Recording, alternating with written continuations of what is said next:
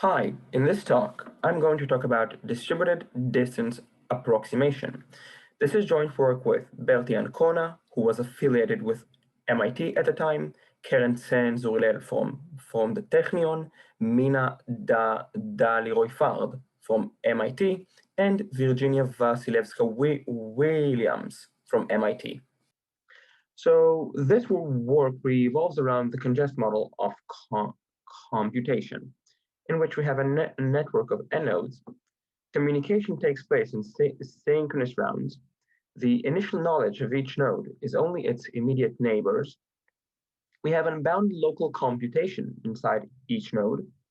Our complexity measure is the amount of rounds, and we have a bandwidth restriction. That is, in each round, each node can send a message of at most O of log n bits to each one of its neighbors. So this talk revolves around distance computation. And in particular, we are going to focus on two distance parameters, the diameter and the radius. But we will start with defining the eccentricity of a node V. So the eccentricity of a node V in the graph is the maximum distance from V to any other node in the graph. With this definition, it is very easy to define the diameter and the radius of a given graph. The radius of G is simply the minimal eccentricity in G, and the diameter of G is simply the maximal eccentricity of a node in G. Furthermore, we define the distance from a node V some subset of nodes S to be the minimal distance between V to any node in S. Good.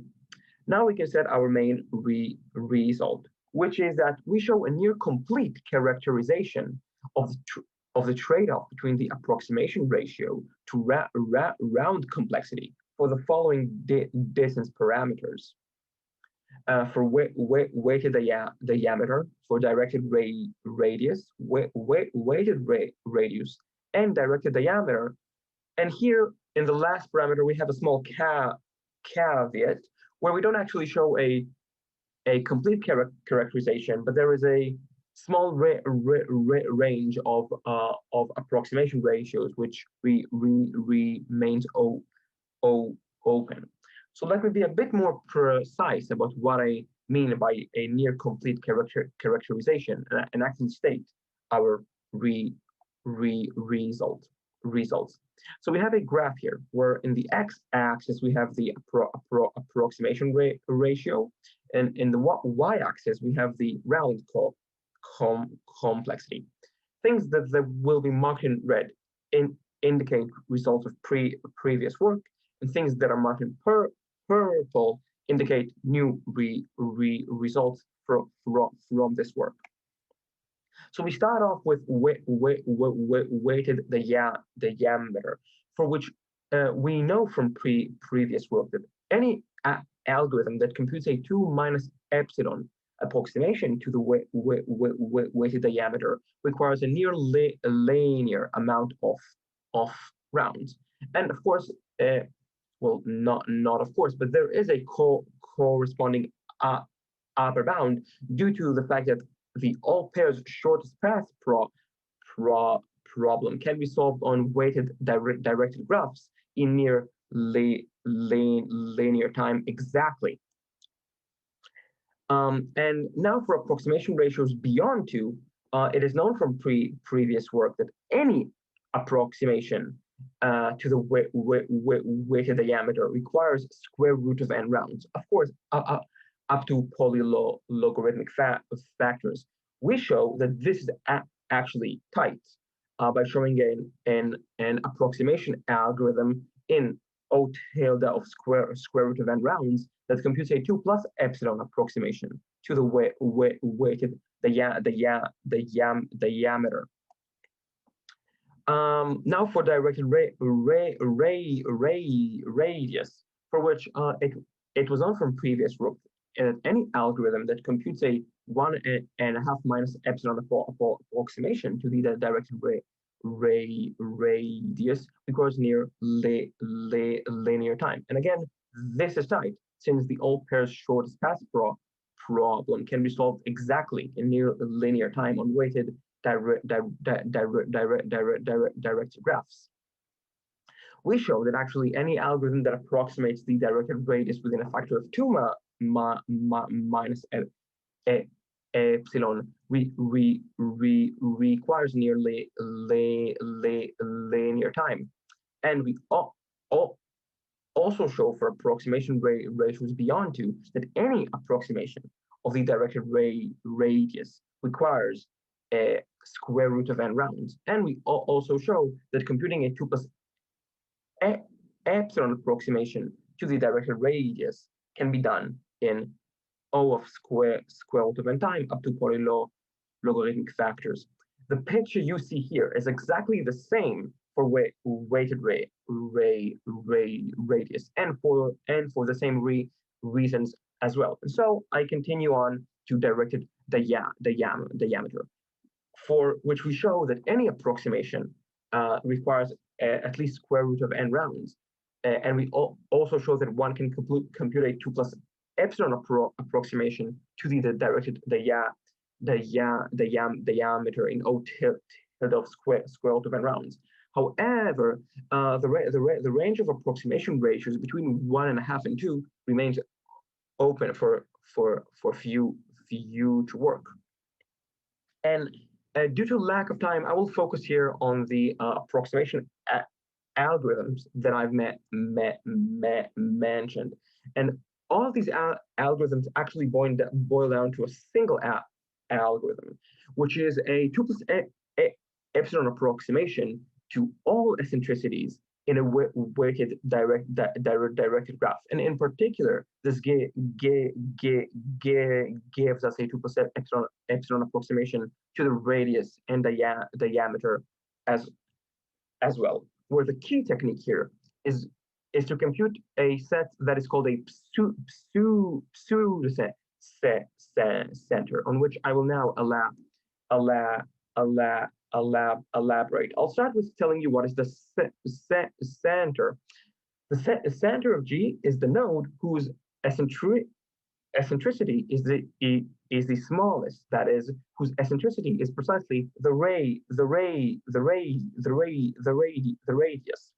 Well, but computing a center is actually hard. It requires a near linear amount of rounds by previous work.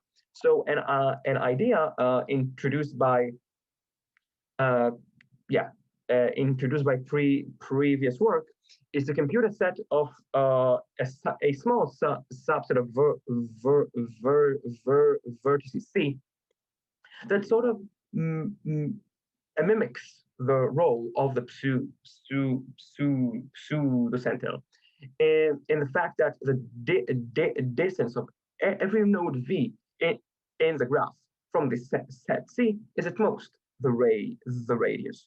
Note that if our set C was precisely just the center, this was also true. So now let me tell you about how previous work actually it computes this pseudo-center in a given graph. And let us assume that we are now working in an undirected, unweighted graph, and we have algorithms to compute single shortest paths exactly.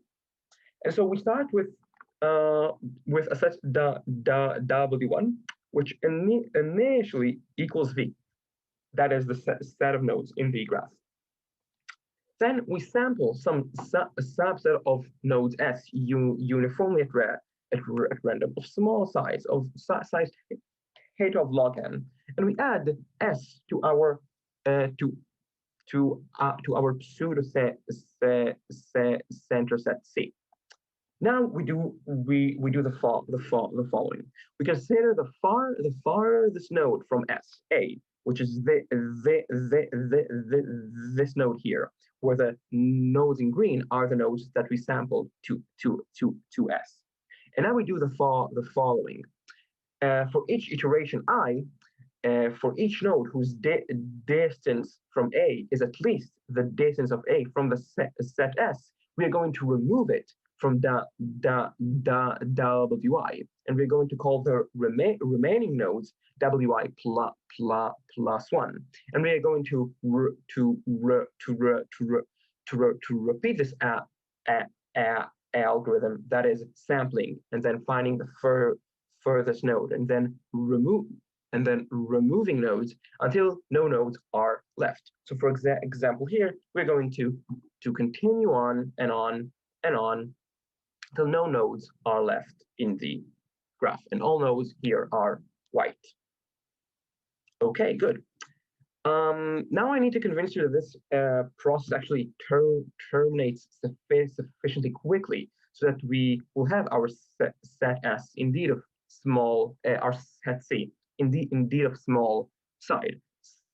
So I'm going to very briefly go over this due to lack of time. And the claim here is that actually the size of WI decreases by at least half each iteration. And for this, you need to consider the set X of the size of WI over two closest vertices to A.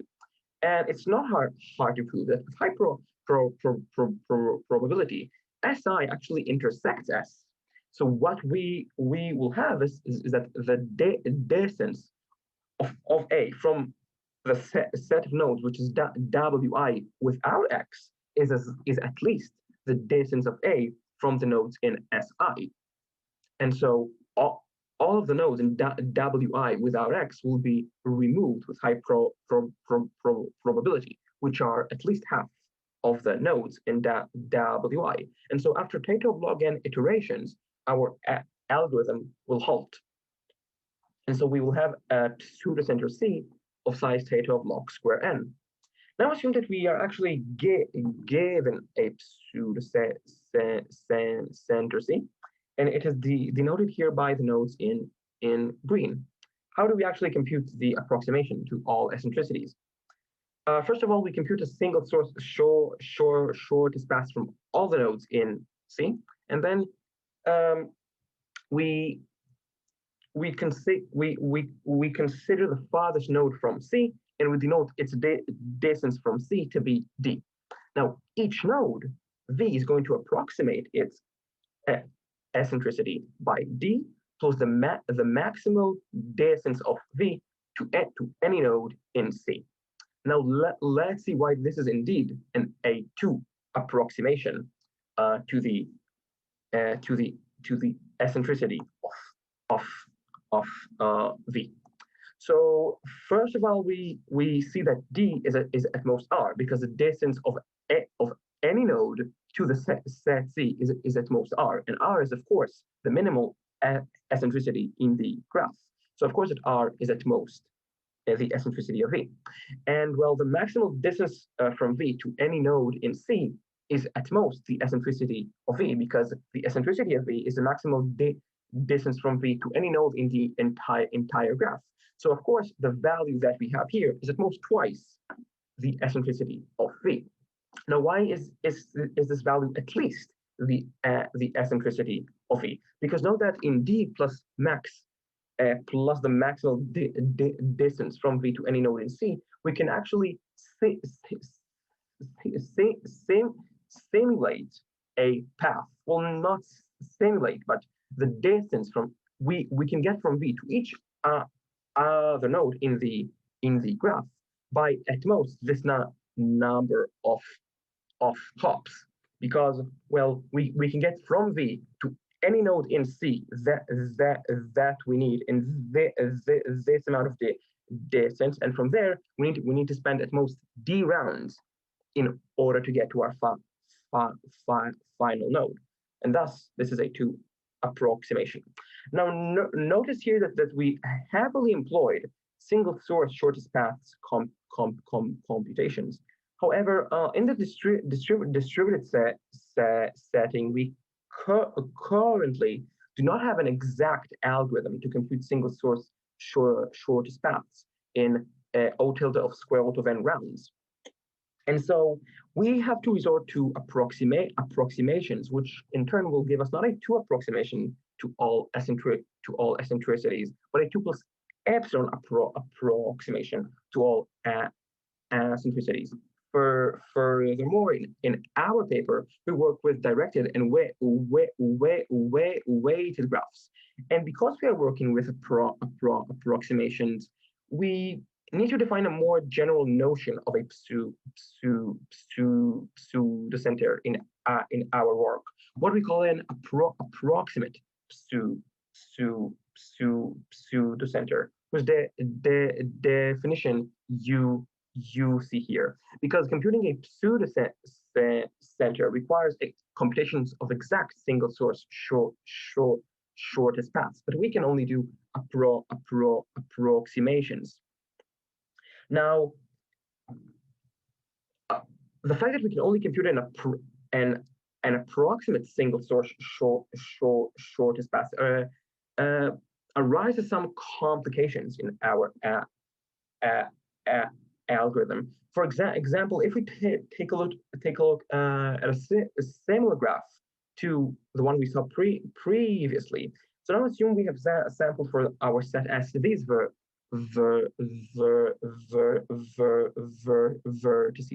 But now we computed single source shortest path from them, but not exactly, approximately.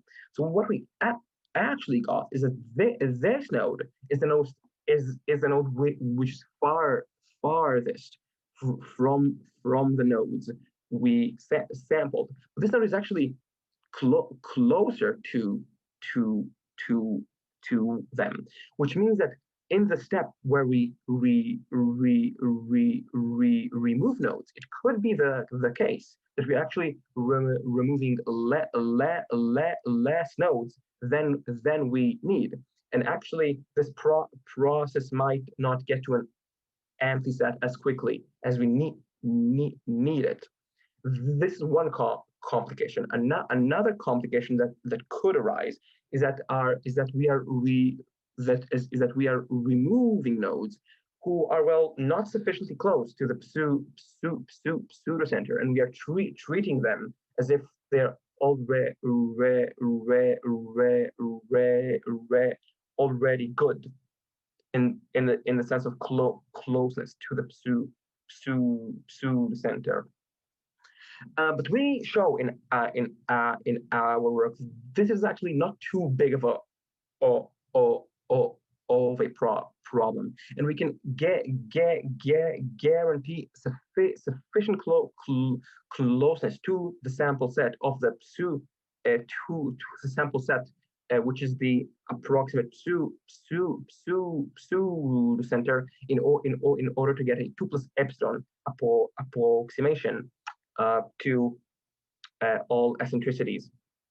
Now, as additional results that I did not discuss here, we prove the aforementioned lower bounds for approximating directed / weighted radius within a factor of 2 minus epsilon using reductions from two-party communication complexity, where we actually use functions that were not used previously in order to show